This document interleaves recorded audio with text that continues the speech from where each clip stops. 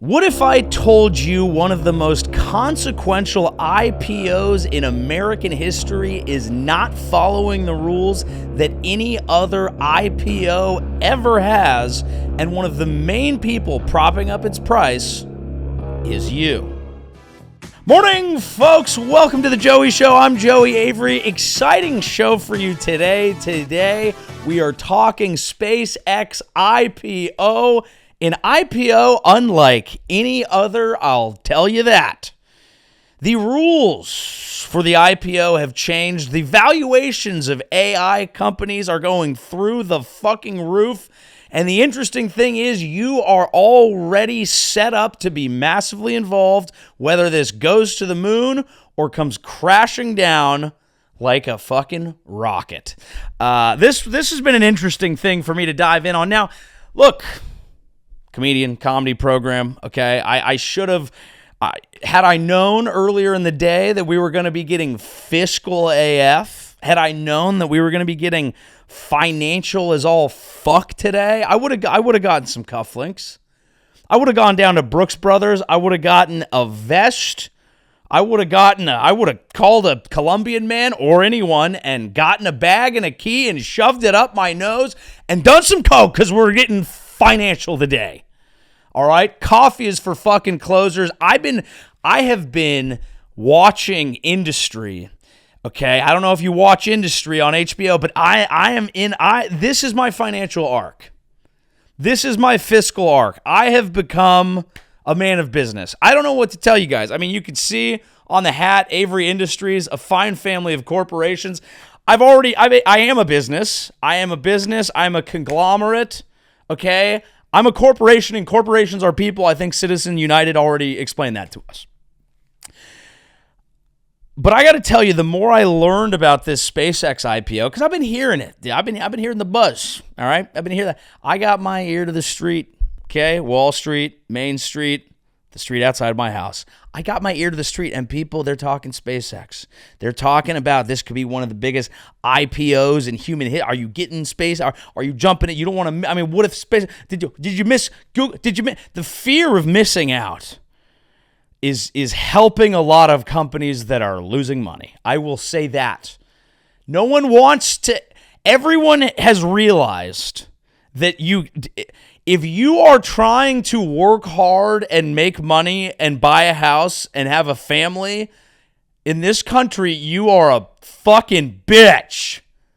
They take you for a fool. The only thing you need to do, okay, is the crypto, dude, is buy at the right time of the right thing. You do not get rich from working. You get rich off of owning things that people misevaluate based on rosy projections of the future. The SpaceX IPO is not just about SpaceX. It is about AI. It is about our entire economy, and it is about some new rules that just got written into the financial system that play the investment strategies some of you already have and utilize them to make sure that you might get caught holding the fucking bag.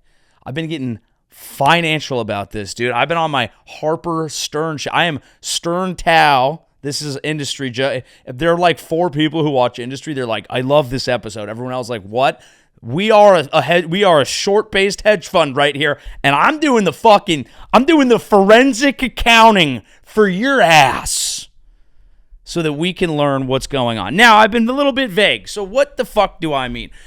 SpaceX is slotted to, let's get some numbers going. Guys, if we're going to do finance, I'm going to get some numbers going.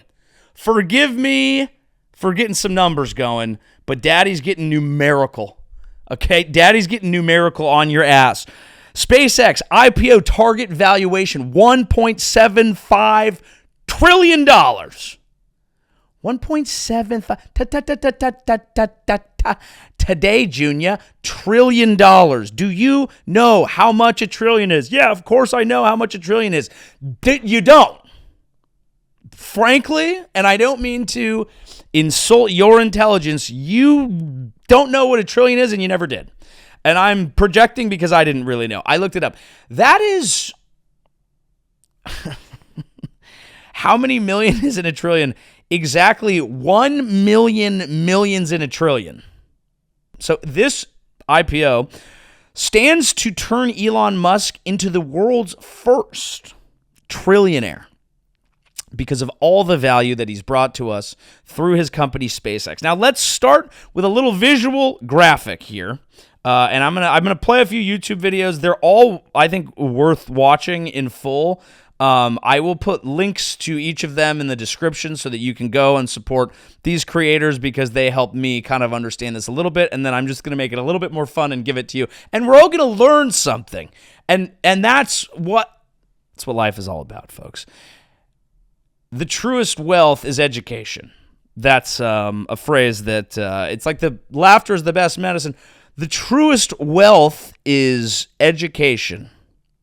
And that quote is attributed to me because I made it up. And if someone else has said it, I bet they said it better because that doesn't totally make sense. And the reason that I'm saying it is because we're poor collectively. Now, and I don't mean to be like that. I don't mean to come at you specifically because I'm sure this program, a lot of you are very high net worth individuals. Very HNEs, what I call us. High net worth. We are cocktail party people.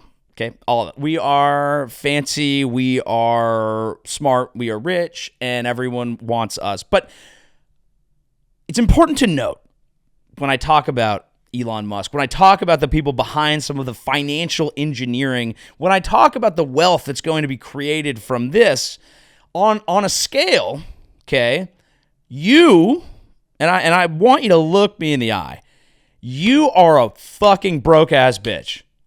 Okay? And I know some of you are like, actually, I have like $1 million. You're fucking poor?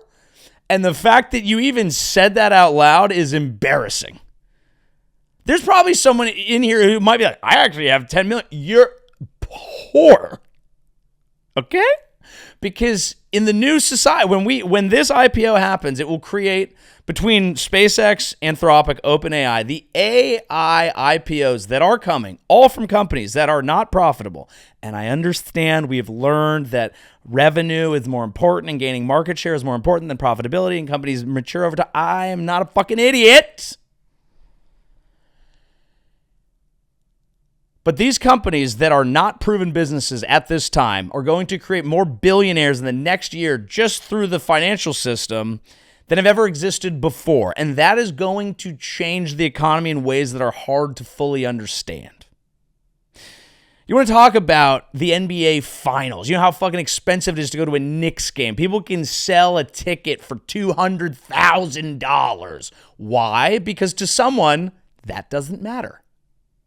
And that's fine. I'm not saying everyone needs to have the same amount of money. I'm not a fucking communist, comrade, okay? I'm just saying it's going to get weird and it's going to get different, and why? And is it for something that is helping, and is it for something that even works? These are the questions. Because as a Bay Area native, holy fuck, not going to be easy to buy a home in the Bay when people have crazy amounts of money to throw at random things. Right, but that means if you already have one, you can sell it for more. Yeah, you can, and you can go live in fucking Merced. Enjoy it. Let's get a concept for how much money, how valuable SpaceX is.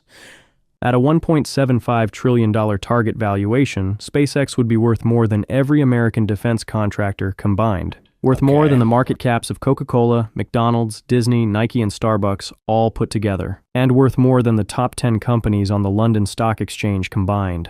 So if you're wondering who the fuck is buying SpaceX, a company losing $5 billion per year at the largest IPO valuation in history, well, the answer is you.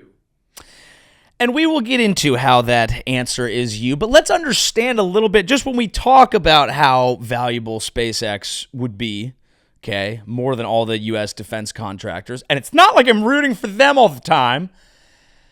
What does SpaceX even do? I know a lot of you are thinking, oh, I know SpaceX, rocket go boom, rocket go boom to space. And yes, obviously, rocket does go boom to space. And also, let's be fair. I'm not a fucking hater, okay? I know some people, you just fucking don't like Elon Musk because he comes in everyone. No, I know tons of people who come inside of people, but usually it's someone they're married to. It doesn't really matter. The point is, I'm not just a hater. Okay, I'm trying to call balls and strikes here. SpaceX makes some fucking sick products. Okay, Starlink, sick product. I've been on an airplane, free Wi-Fi, Starlink. Me in a plane, amazing. The future, majestic. And Starlink is actually good business. Starlink makes a lot of money. But what is but SpaceX is just the rockets. And it's like Elon Musk being like, we're going to go to Mars, okay? No, I'm not. We're going to go to Mars, and I'm going to impregnate everyone and make my own colony of people up there on Mars. Yeah, okay, so we're going to recolonizing Mars. Is that value? Am I investing in colonizing? Who the fuck wants to go? I just want to go to Maui. SpaceX is a space company. Like most of Elon Musk's companies, it relies heavily on government subsidy. Is there an irony that the man who was in government for like a month and all he did was cut government spending in non-meaningful ways has actually made his public companies and his wealth based off of understanding how to scam the U.S. government into paying tons of money for things like electric cars, space travel, things like that. And scam was a hard word. I'm actually even going to walk that back. Scam was a harsh word because Teslas are good cars and SpaceX makes good rockets. They do. They seem to make great rockets, and that's lovely. Is it more valuable than all the actual companies that make money? Seriously. And like, how? That's not all SpaceX is. What SpaceX actually is a Russian nesting doll of companies that Elon Musk owns. Elon Musk wanted Twitter so he could signal boost himself and let people say insane shit online. So he bought it. The valuation tanked. So what did he do? He merged X.com, aka Twitter, with XAI, an AI company he started that has a huge valuation because everyone thinks AI go to moon. Then he took that turducken of a company and subsumed it inside SpaceX. So SpaceX is a bunch of Elon Musk companies together that in aggregate lose $5 billion a year, but want to be valued at $1.75 trillion. That's what it is. So it is not just rocket go boom. So the bull case, okay, why is it worth this much? Why would you not want to miss out on this company? Well, partially it's fucking FOMO. Daddy don't want to miss out. Some of it is, hey, it could be the most significant hardware, engineering, forward-thinking company in the country. They are trying to tackle problems that other companies simply aren't. Okay? Starbucks, for example, has not even released a statement on whether or not we should colonize Mars. But let's talk about that valuation.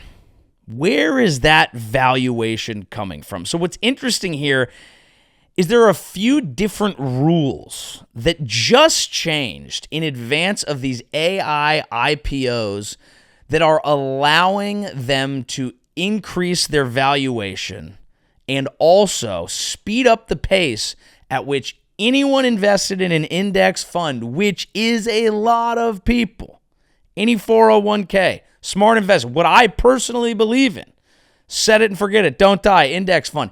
If you do that, you are going to be part of this IPO, and what's scary is you might be buying it at the peak. Let's talk about these rules that make this IPO unlike any other. The goal is what the rule change enables, a plan with 4 different steps. Like everything, the price of a stock is based on supply and demand. How do you increase the price? 1. Artificial scarcity. Most IPOs offer 15 to 20% of their shares to the public. SpaceX, less than 5. 2. Of those shares, retail investors get 30%, or up to 3 times the normal allocation. Remember, Main Street over Wall Street. Combined, a bunch of demand and a small supply. That means a higher than normal price. 3. 15 trading days after the IPO, SpaceX enters the NASDAQ 100. Any index fund tracking the NASDAQ 100 now has to buy SpaceX. You have this wall of money coming from index funds that it has to buy no matter what the price. Turbocharging the price. Step 4, let early investors cash out. There are restrictions on this. a lockup period. Same idea as seasoning. The people who know the most aren't allowed to sell until the market has had time to actually figure out what the stock is worth. According to SpaceX's own IPO filing, Elon has to wait a year. But some early investors can begin cashing out before the standard 180 days. The people buying as the price rises? Retirement savers, through index funds. The people selling? If history is any guide, the original SpaceX, Twitter, and xAI investors. I like to stay optimistic when I can, but the setup there is for some pretty abusive market manipulation. Legal, probably. Ethical, doubtful. And in fact, absolutely not. Just want to note, shout out to Vestman right there. He was going to puss out. He was like, ethical? Well, definitely not. Yeah, Vestman, talk your shit. Finally, talk your shit. So I don't know how easy it was for you to track that. I don't know if you're smart. I don't know if you're a fucking idiot. I'm probably going to repeat it 6 times because it took me really digging into this to fully understand the multiple different unique market factors converging at the same time to prop up a price, a valuation that seems kind of ridiculous. And by the way, I'm not even saying it won't make money. It's possible that so many people are so enamored with Elon, so into the idea of space, future, okay, rocket, yay, that the price does keep going up. It could, who knows? It could go to the moon. Perfect metaphor right there, literally. But it's important to note what makes this IPO unique. They are not releasing as much stock as you usually had to. You used to have to, as far as I could understand, release 10%. They are now, via new rules, allowed to only release 5. Supply and demand, that draws it up a little bit. On top of that, they have an interesting strategy. A lot of IPOs, a standard IPO puts about 10% of its allocation of stocks to retail investors, people on the street, okay? Mom and pops, you, me, the dude drunk at the bar who's going, "Did you hear, are you buying the SpaceX? I'm buying that SpaceX, brother. Elon's going to take us to the moon." That's the average investor, okay? Versus banks who go, "We've actually rid of the financials." That's regular investor bank. They're leaning heavily on retail investors because of Elon Musk's aura, his vibe. Yes, his past, his history. He has built successful companies. He has been the leader of some companies that have engineered some incredible things. If you're disputing that, you are just a hater. But at the same time, there seems to be an inflated value of his stocks where the market is not looking at like, the concept was always, the market will efficiently price things because people will be paying attention to market fundamentals. Or a lot of people will be like, my only chance to get rich is to throw my money with Rocket Man. So they are leaning heavily on retail, okay? Now, this is not a horrible strategy given the fact that people love Elon Musk, but any actual financial analyst will tell you that is a bit of a red flag because what it's telling you is we don't want to rely on the bankers and the people that have a different different valuation, an actually studied valuation. Not like, dude, I read Elon Musk's biography, like, dude fucking rips. No, like we looked at the fundamentals of the company, we think it's worth this. Here's an analyst saying just that. They have set aside a 30% retail tranche for the IPO, which is a staggering $25 or $26 billion. I don't know if that's 100 or 150 times more than any retail offering I've ever seen in my past. And I was a capital markets banker for 25 years here and in Europe. So I think that that scale of retail offering is a little bit worrying from my perspective. Why is it worrying? It's just a lot of stock to put into retail hands. So I'm not worried about your friend being able to get hands on shares. So there are some concerns. Maybe that's just a British guy in a tie, and who cares? But I will note that while Their IPO target valuation is $1.75 trillion. Morningstar did their own valuation of SpaceX and valued it at $780 billion. That's a large difference. It sounds similar. Billion, trillion. It's a large difference, folks. But the person on the street who doesn't want to miss out, but it's AI, it's actually in everything.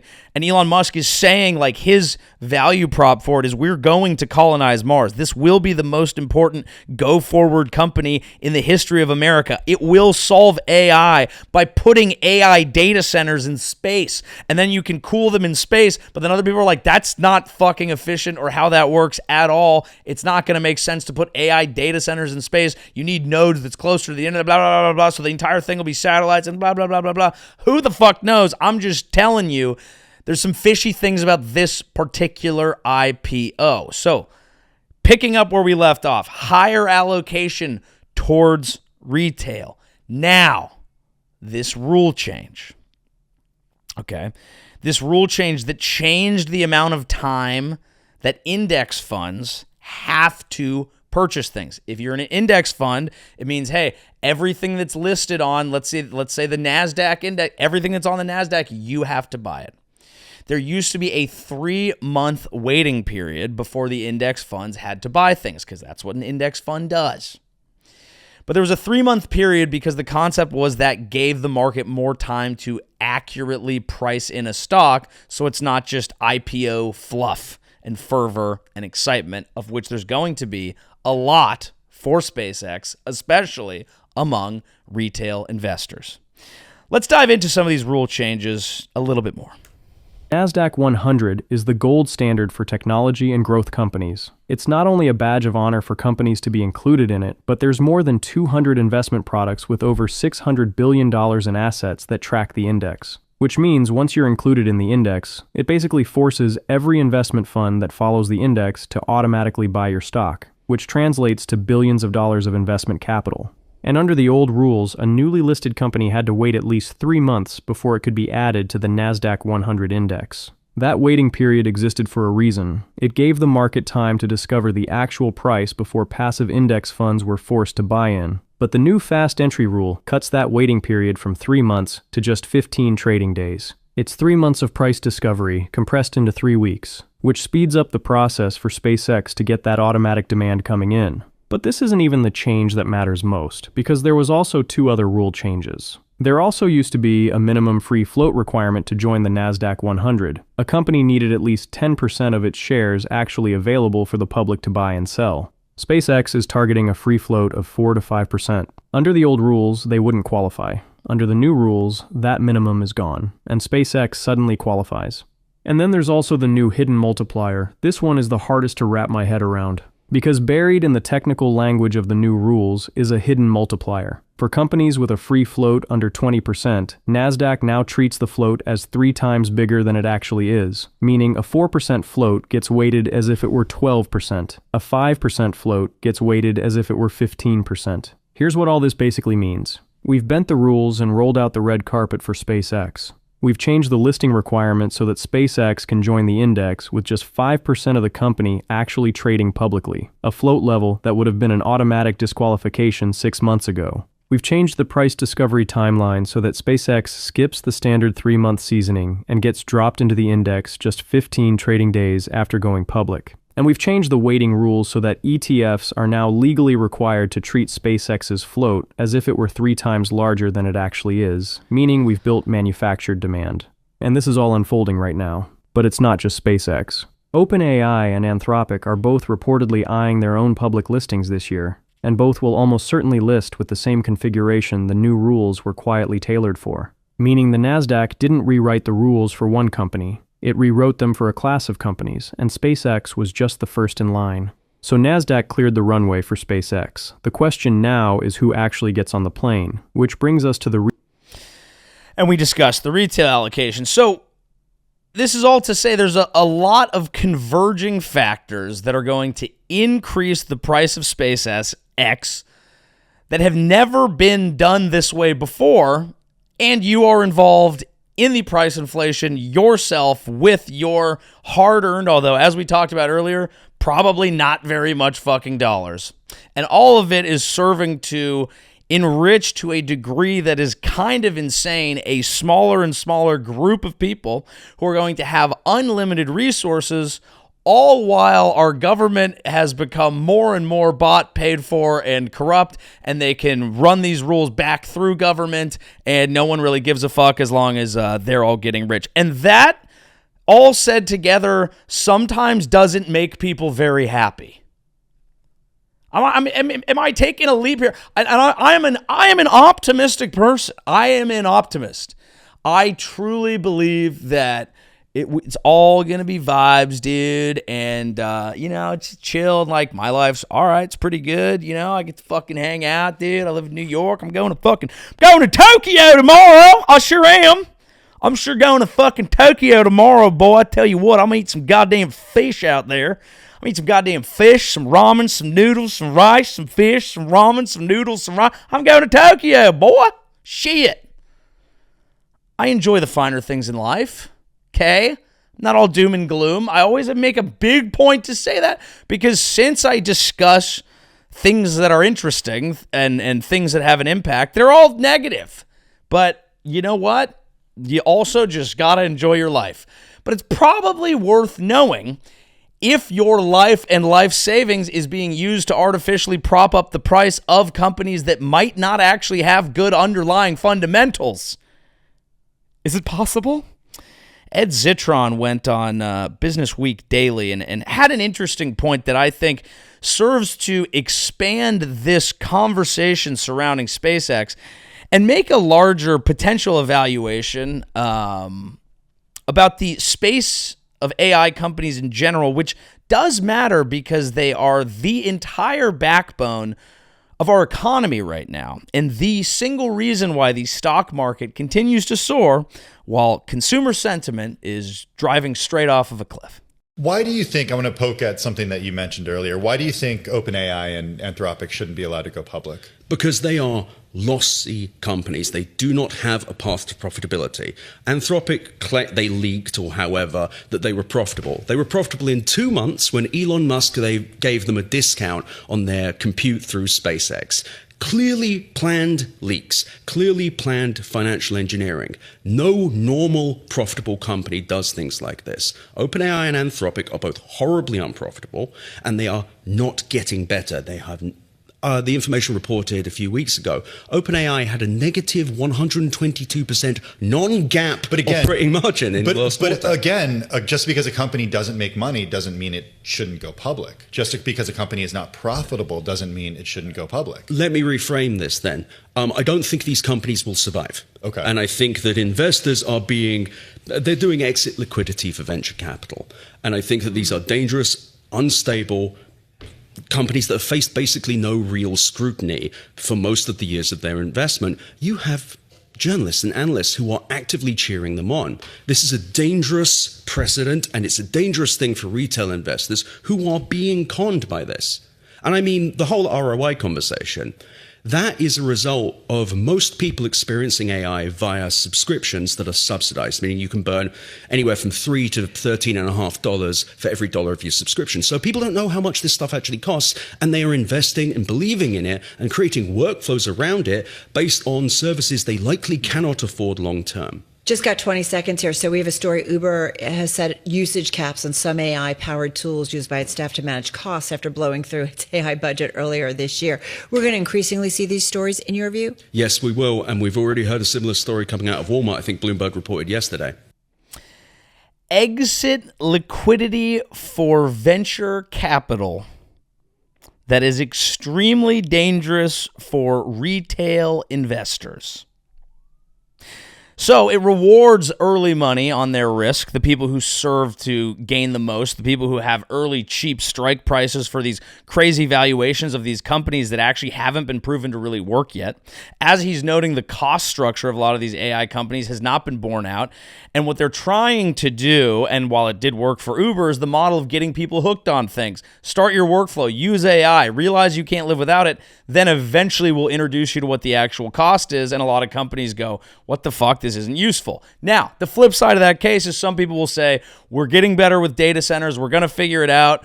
It will all get cheaper, blah, blah, blah. And the concept is it's just a fucking race to be first because there's only going to be a few winners and a lot of losers. Well, if that's true, then maybe it's not good that a ton of the losers have special rules for them on the stock market that will force you and your retirement and the average person's investment to automatically buy them at their highest point before eventually falling off of a fucking cliff because they're unproven business models for products that sometimes barely work. Well, shit! It seems to me that a potential flaw in the entire system is actually my least favorite flaw in AI itself. It'll never tell you when it's wrong. It would rather hallucinate, lie to you, make something up to gain your trust and march forward with a proven answer that makes you think the product is worthwhile than tell you the truth when the AI knows it doesn't know the answer. That's a huge problem for something that you put your trust in, whether you're using it for your business, whether you're asking it a question about your health, whether you're betting your money on it. Now, I'm not a fucking Luddite. I use AI for certain things. I've found it helpful certain times, certain places, helping with it with fucking YouTube titles, shit like that. Like sometimes it is helpful. I don't outsource my creativity to it, but it is a tool and it can be useful. And we should all see the ways in which it can benefit us in our own lives. And if it can help you build a business or build a dream or you're really good at using it, I think that's great. I'm not a fucking go back to the Stone Age guy. I do believe in the future, but I also don't believe we're creating a great future if we're using tricks of financial engineering to inflate the prices of things that we're then making the entire society buy in order to make a few of the already richest people on the planet richer. That might just not be the way to do it, in my opinion. So we'll see. Who knows? Maybe SpaceX will go to the moon, or maybe it will all come crashing down. Kind of either way, it's not going to be great. But you know what would be great? Coming on out and seeing me on tour, folks. JoeyAvery.com. We got a lot of great tour dates coming. I apologize. We are rescheduling the New Mexico shows, but next up we have Cleveland, Homestead, Rosemont, Chicago, San Francisco, Sacramento, Boston, Houston, Brea, Tempe, New Orleans, Edmonton, St. Pete, Charlotte, Detroit, Denver, San Diego, and we got more coming. I want to call out that Pittsburgh date. Just got added. That's later this month, and we just got it live, so that's not great. I usually like having more ticket selling days, but we shall see. And then, yeah, go on over to my other YouTube, Joey Avery. If you haven't watched my debut comedy special live in San Francisco, you fucking up. And also, fun little travel show, Away Games over there. Basically, like stand-up comedy meets travel. Anthony Bourdain meets Jerry Seinfeld meets fucking a tour vlogger meets Matt Rife. It's everyone all in one, folks. It's the greatest show on the planet. You're going to love it. And also, you're going to love the Patreon, patreon.com/Joey Avery. Shout out to the patrons, the realest members of the 12 who support the show. Some of y'all are very active. I always answer your questions every week. You get an extra episode of this pod every week. And it's also a great way to support this show, which, as you can tell, does not have any sponsors. And it might be difficult considering I talk so much shit about AI and gambling. But I promise you I would take money from either. Now let's move on here to a piece of... I've been really recently into embracing entrepreneurship and the grind set. And people who know me have always known this. I speak about it publicly in my shows. It's all about the grind. It's all about the grind set, type shit. And I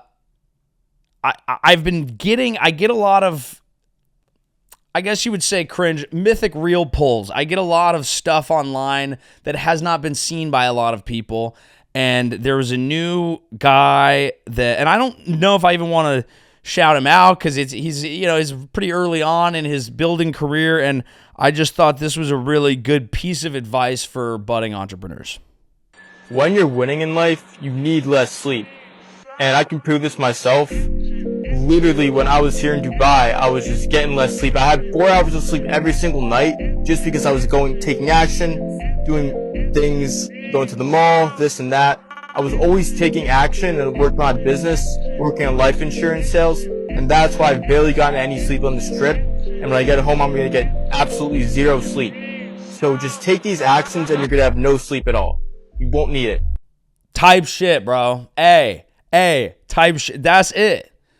You don't need to be sleeping. You gotta go to the mall and things. If you are in bed sleeping and you're not at the mall taking action on things, then you are not going to sell any life insurance at all as compared to a guy like that is not sleeping. And that's just a fact. And there's no debating it. And you can say all the things you want. Oh, sleep is actually like the most important thing for longevity and health and all. But you're not at the mall. You're just not. You wouldn't know the smell of an Auntie Anne's pretzel if it slapped you in your poor, lazy fucking face. You would not know which two angry 13-year-old girls got into a fight at Hot Topic. You will not know that because you will have been asleep. Now, what time is this mall open? I got to start living because I don't live near malls that are open in the middle of the night, and I need to do that so that I can go around and take action and do these things and build out my book of insurance sales. Why is it always insurance sales? I'm dying to know. I've been thinking about grind culture and hustle culture, all right? Because it is important. It's a foundational bedrock and principle of our society, and it kind of ties together everything that we've been talking about. Are you Elon Musk or not? You need to look in the mirror and say whether or not you're Elon Musk. Because if you're not Elon Musk, you're fucked. You are not going to make it if you are sleeping. You got to grind, okay? And if you grind hard enough, one day, one of your companies can buy another one of your companies that bought another one of your companies that in aggregate are all losing money. And the money that they are making is actually coming from largely government spending and contracts, even though you spent time trying to cut a lot of government and spending, but none of it to yourself. And all those things wrapped into one, entering the stock market at the frothiest peak of the AI potential bubble with brand fresh new spanking rules created for these AI companies, and you can have it tied into an entire index fundification asset class of American life, and then press a button and become the richest. And it will only be if you grind hard enough. You have to. Now, there's a micro-macro scale of that. We'll do the Gary V-ification of society. If you don't know Gary V, you do. You just do, okay? He's out there. He's like, hey, let me tell you something, man. You could go to a fucking garage sale, okay? No, I'm serious. I'm telling you. You could go to a garage sale and find an antique watch and sell that, okay, on the open market and make $200. But if I was making $200 a day at your age, I would have quit my job.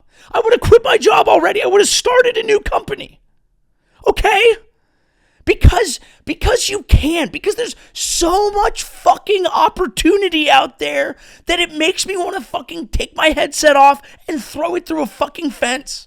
And if you're not seeing that, then tell me how I'm supposed to get you to see it. It's right here in front of your face.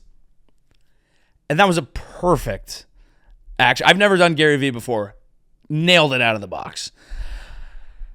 But the thing about him that's so funny is like, I look at it in the grand scheme of things. And it's very easy to say, like, especially in the context of what I've been saying about like SpaceX and billionaires and AI and how you actually make money in this country and how much money you need to have to buy nice things when so much people have so much money and blah, blah, blah. And then you can be like, don't fucking tell people to go to a garage sale and resell things. But what he's actually selling people, and what this gentleman here who's, you know, maybe not playing with a full deck, but what he's trying to sell you is this, well, he's just trying to imitate Gary, frankly, but what Gary's trying to say is there is opportunity.